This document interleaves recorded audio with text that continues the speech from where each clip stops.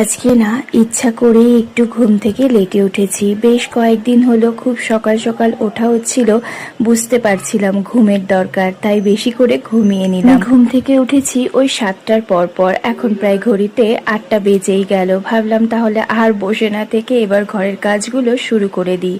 আর এদিকে আমার বর আর ছেলে দুজনাই উঠে গেছে। কৃষের আজকে ড্রয়িং আছে, তাই ওকে এবার তুলে দিলাম। একটু আগেই ও ফ্রেশ হয়ে নিল। এখন একটা ডিম দেবো, ও খেয়ে ড্রয়িং এ চলে যাবে। আজকে আবার ও স্যার একটু দেরিতেই এসেছিল। দুদিন থেকে তো আমার বরের ভীষণ জ্বর, আজকেও জ্বর আসছে, ওষুধ খেলে কমছে, আবার জ্বর আসছে। গতকাল হাসপাতাল থেকে দেখিয়ে এনেছিলাম, কারণ এখানে না সেরকম ডাক্তার খুঁজে পাইনি।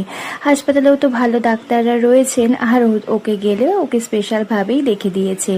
তো যাই হোক, দেখে এসেছি, কিছু ব্লাড টেস্ট লিখেছে, যদি 3 দিনে জ্বর না কমে তাহলে টেস্ট করাতে বলেছে। এদিকে ঘর পরিষ্কার করতে করতেই আমার বর আবার বিছানাটা গুছিয়ে নিল। আসলে ওই যে দেখে একা একা পারি না, তাই ও আবার কিছুটা আমাকে হেল্প করে দেয় মাঝে মাঝে। নিজের এতটা শরীর খারাপ সত্ত্বেও দেখলাম বিছানাটা আস্তে আস্তে করে তুলে দিল। আমিও বললাম ফ্রেশ হয়ে নাও, তারপর আমি চা বানিয়ে দিচ্ছি। আমার ছেলেটা তখনও অবধি খুব ভালো ছিল, ড্রয়িং এ গেছে, এসে তারপর খানিকক্ষণ বাদ থেকেই বলছে, মাম্মা আমার না খুব মাথা ব্যথা করছে, মনে হয় আমারও জ্বর এসছে। আর আমরা ভেবেছি কি যে হয়তো বা বাচ্চা মানুষ তো, বাবার জ্বর এসছে দেখে ওই কথা বলেছে। মেপে দেখি ওর গায়ে 100 জ্বর। সাথে সাথে ওষুধ দিয়েছি, দুপুরবেলায় 2 জ্বর। তারপরে আবার ডক্টরকে ফোন করে উনি আবার ওষুধ বলে দিলেন, ওষুধ দিলাম। তারপর খানিকক্ষণ বাদেই দেখি 104.5 জ্বর উঠে গেছে। সেই ছেলে নিয়ে যে কি করব বুঝে উঠতে পারছিলাম না। কৌশিক তো নার্সিংহোমে ফোন করে অব্দি দিয়েছিল, যেখান থেকে বেরিয়ে ওই 1.5 ঘন্টা মতো লাগবে কলকাতায় যেতে, আমরা ভর্তি করে দেব। তারপর আবারও ডক্টরকে ফোন করায় উনি বেশ ভালো একটা ওষুধ দিলেন।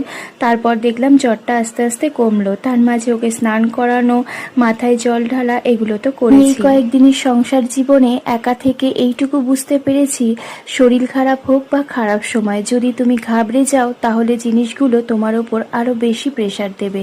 যে কারণে আমি একদমই ঘাবড়াই না। ছেলেকে নিয়ে বসে থেকেছি, মাথায় জলপটি দিয়েছি, এমনকি আমার বর যার গায়ে 100 জ্বর, সে অবধি ছেলেকে দেখাশোনা করেছে। আজকে তো রবিবার, কৃষ গতকাল রাতেই বলে দিয়েছিল মাম্মা চিকেন ভাত খাবে। ও তো আর জানতো না ওর জ্বর আসবে। ছেলেটা দুপুরবেলা কিচ্ছুটি খেতে পারেনি, 2 গাল মতো ভাত মুখে দিয়েছে। অত জ্বরে কি খাওয়া যায়? তারপর তো বমি আছেই।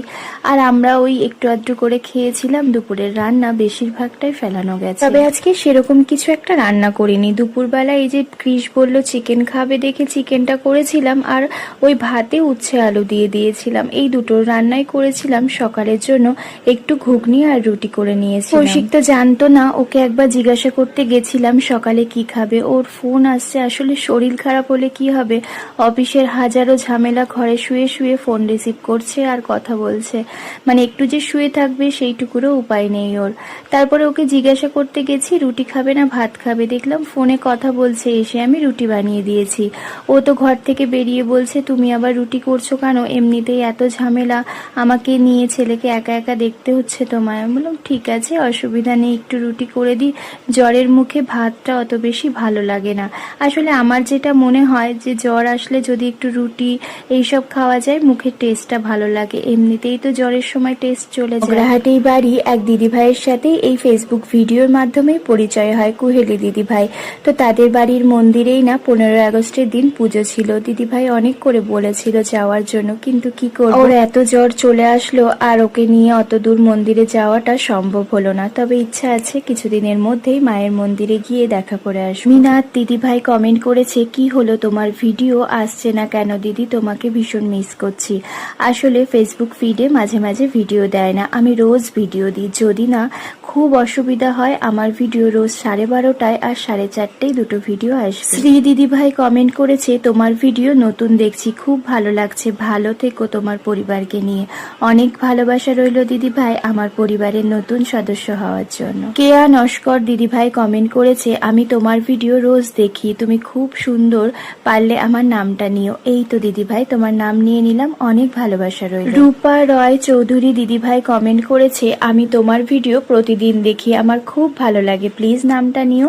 এই যে দিদিভাই তোমার নামটাও নিয়ে নিলাম, অনেক ভালোবাসা নিও আমার তরফ। হাওড়ার থেকে রুনু মল্লিক দিদিভাই কমেন্ট করেছে, আমি তোমার ভিডিও দেখি, খুব ভালো লাগে, তোমার সংসার খুব সুন্দরভাবে সাজানো গোছানো করে রেখে দাও। আমি এর আগেও তোমাকে বলেছি, তুমি আমার নামটা নাওনি। এই তো দিদি ভাই তোমার নাম নিয়ে নিলাম। আগের কমেন্টটা হয়তো মিস করে গেছি গো। খুব ভালো থেকো। রান্না শেষ করতে করতে আমার ছেলেটারও শরীর ভীষণ খারাপ হয়ে গেছিল। ওকে নিয়েই থাকি। তাহলে ভিডিওটা এখানেই শেষ করি। খুব ভালো থেকো তোমরা। টাটা।